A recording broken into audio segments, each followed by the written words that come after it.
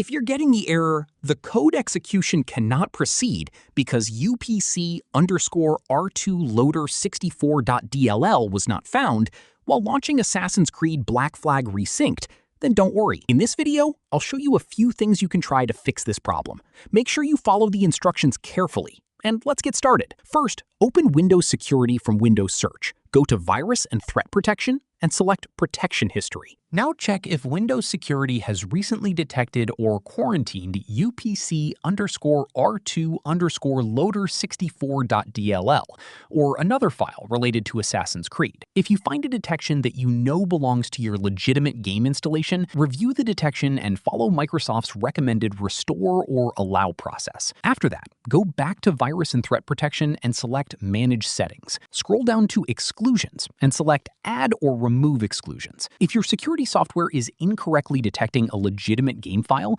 you can add the official game installation folder as an exclusion. Only do this if you're certain the files came from an official and trusted source. Now, if you're using Steam, open Steam and go to your library. Right-click on Assassin's Creed Black Flag and select Properties. Go to Installed Files and select Verify Integrity of Game Files.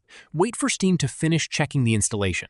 If any files are missing or corrupted, Steam will download the correct files automatically.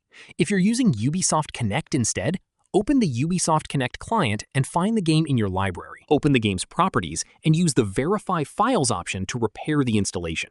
After the verification or repair has finished, restart your computer.